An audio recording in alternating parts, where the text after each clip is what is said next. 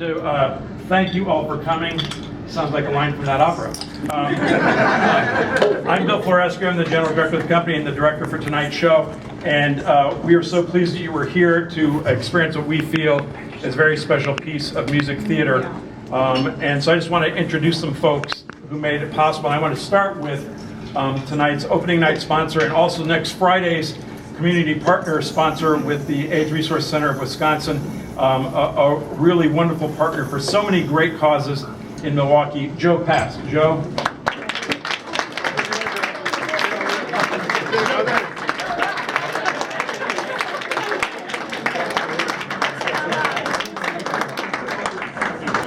Amateur, no sense of theater. That's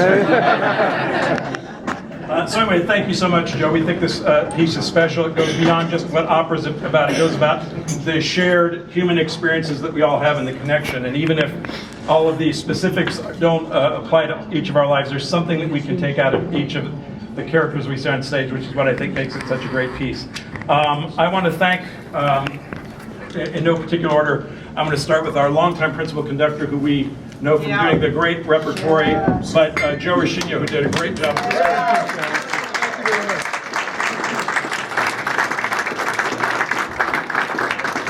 And I would ask all the members who are here, and also Chuck Rose, Chuck Rose, the executive director. This is the debut of members of the Wisconsin Philharmonic with us. They did a beautiful job at the score. So would you raise your hand if you're in the orchestra so we can thank you?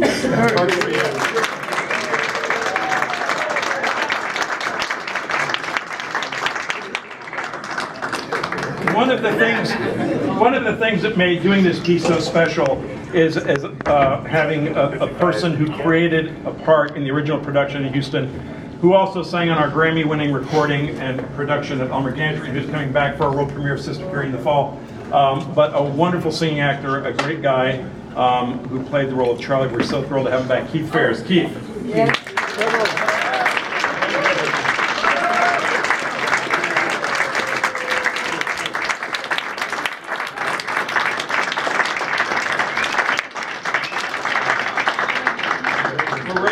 To have a great cast for this, so it's so great having Keith here.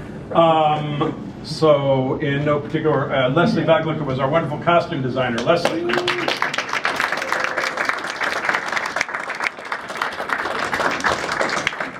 Dawn Rivard out here? She might. Is Dawn there? Dawn, our great. Where is you, Dawn? Right here. Oh, there, Dawn Rivard. Yeah.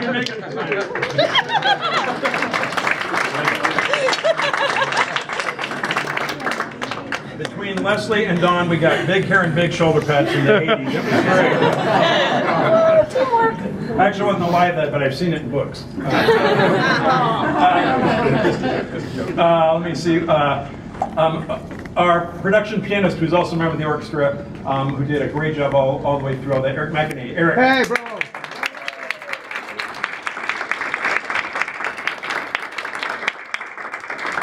Vince Mountain had to go back and work on a new production with a theater group from Poland back in Michigan. Vince is not here, but with all of our other designers and assistants and everyone who worked on the technical aspect of the show, raise your hands. I know you're here.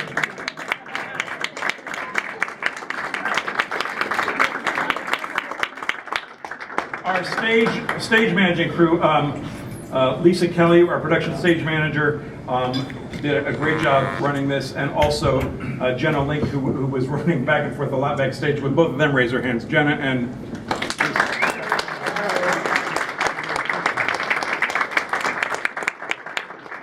you might have noticed in the program book that Scott Stewart was listed as chorus master. The chorus was really quiet in the show.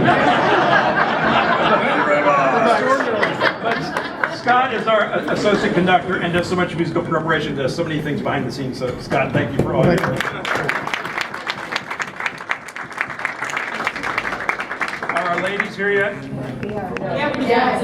They just want to fill this. They do have a sense of timing, so great. Well, as I see her coming upstairs first, Rena Harms was first with us as Liu in Turned Out in 2011. She returned as Michaela in Carmen in 2012.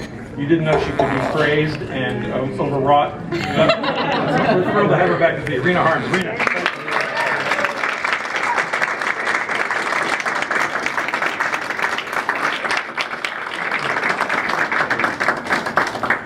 when I spoke with Jake Heggie about the fact that we were going to be doing this piece, and of course this piece was in a lot of ways built around the great Frederica von Stade, when I told him that we had Lucy Schaefer doing Maddie, he knew of her work from some work of his she's done in London, and her great work crossing boundaries between musical theater and opera, and he was thrilled when I said that we had her doing the role, so it's a real pleasure to have Lucy debuting with us in the role of Maddie. Lucy.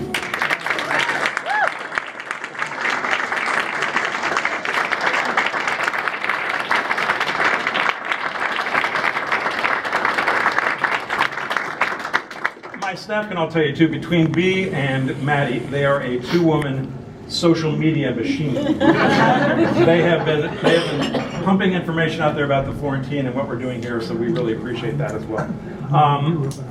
Again, I'm doing this without a script. Who am I leaving out germane to this? Probably somebody really important. If I should have recognized you and I didn't, raise your hand. The director. No.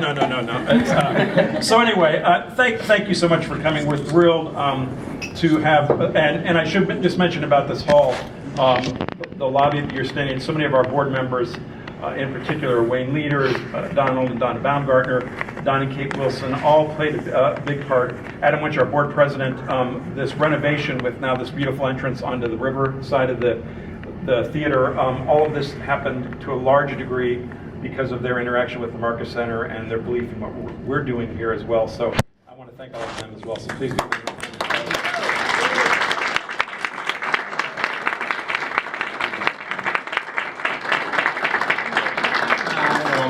applause. So if you have friends who are a little afraid of something, well, you know, sometimes people are afraid of opera, and then when you say new opera, it's like you're asking them to, you know, run naked down Water Street. And you'll all admit this was much less painless than that for viewers and participants alike.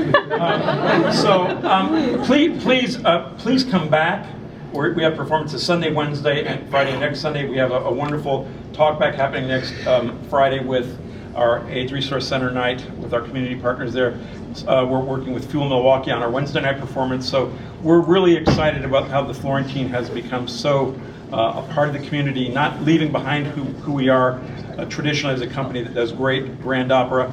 We're lucky enough to have the founder of our company's son here, John Nanello Jr.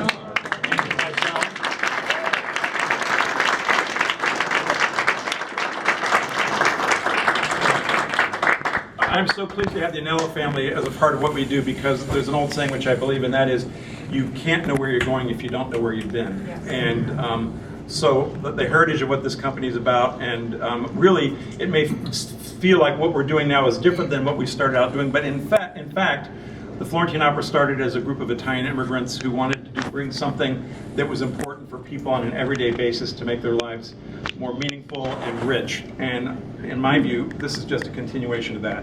Maybe a little different language at times. John and I were just kidding before. He said, "Are you doing Fledermaus in English or German?" And I said, "English." He goes, and we both agreed, as long as you get Italian and English in there somewhere, we're fine. So don't worry about German. All apologies to you German lovers. And when we next German opera, I'll sing its praises as well. So, but in any case, we're so thrilled that you're a part of this, and we hope you'll be back. And we feel like this is a very special evening. Thanks again to Joe for being the sponsor of this opening night. Enjoy visiting, and we look forward to seeing you back here very, very soon.